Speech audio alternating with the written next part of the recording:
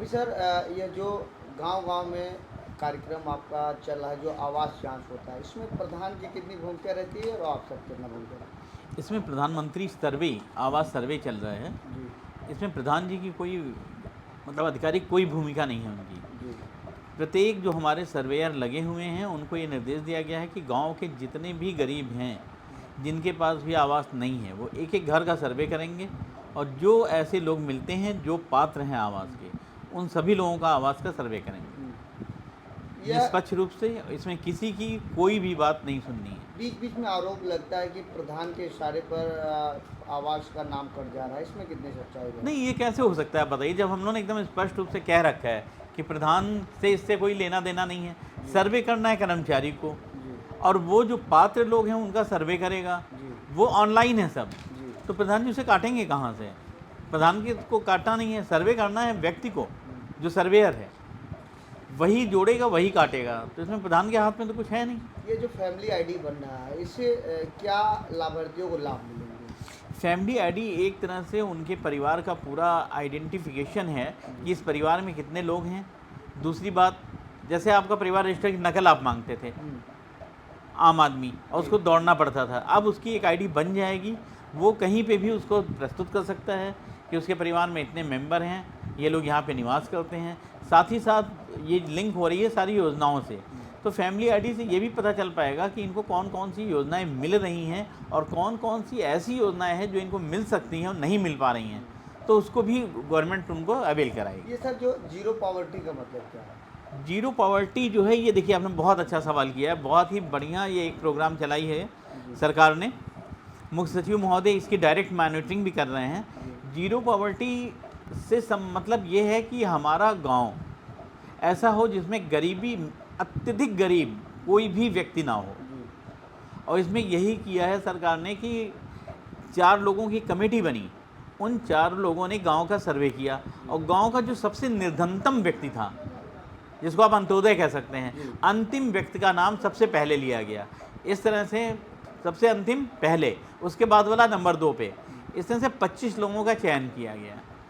इन 25 लोगों को चयन करने के बाद उनकी पूरी डिटेल सॉफ्टवेयर में फीड कर दी गई, जो सीधे ऑनलाइन है सब। जी, इन लोगों को फिर सॉफ्टवेयर से ही दिखाया, जो है इनके डॉक्यूमेंट सब उसमें हैं, ऑटोमेटिकली वहाँ फ़िल्टर हो जाता है कि इनके पास आवास नहीं है, कि इनके पास पेंशन नहीं है, कि इनके पास किसान सम्मान निधि नहीं मिल रही है, कि इनको राशन कार्ड नहीं बना है, कि इनको हेल्थ कार्ड नहीं बना है। जो भी सुविधा इनको नहीं मिली है वो सारी सुविधाएं हम संबंधित विभाग दिलवाएगा। जी।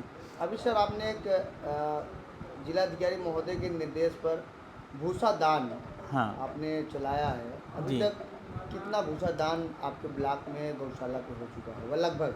लगभग हमारे यहाँ जो है गौशाला पे 2 चीज़ें थी इसमें, एक भूसा क्रय था जी, और दूसरा भूसा दान था। तो भूसा क्रय तो हमारा 100% हो चुका है जी, और भूसा दान में 650 कुंटल हुँ, भूसा अभी तक हम लोगों को दान में प्राप्त हुआ है। जी।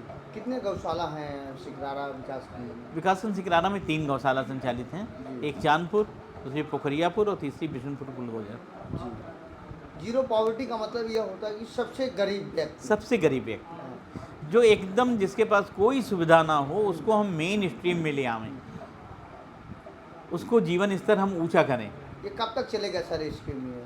जीरो को पॉवर्टी का सर्वे का काम पूरा हो चुका है। जी, अब जैसे हमारे यहाँ निकल के आया कि 19 कुल मिला के 2000 लोगों का सर्वे हुआ। सॉफ्टवेयर ने जो छांटा कि 1952 लोगों को उसमें आवास की सुविधा देनी थी। जी, उन 1952 लोगों का हम लोगों ने आवास का सर्वे कराया। जी, कुछ लोगों को आवास पहले से मिला था, कुछ का ऐसा था कि जो आवास हेतु अपात्र थे।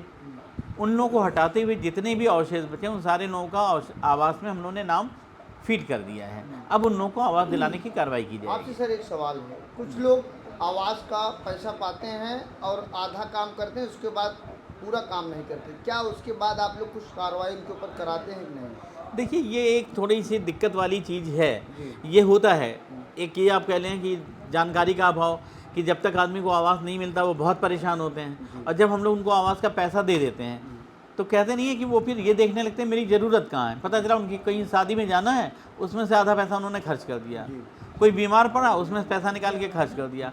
अब रिजल्ट क्या हुआ, आवास बन नहीं पाता। जी, अब चूंकि वो बेचारा खुद ही इतना गरीब है तो उसको हम लोग करें क्या?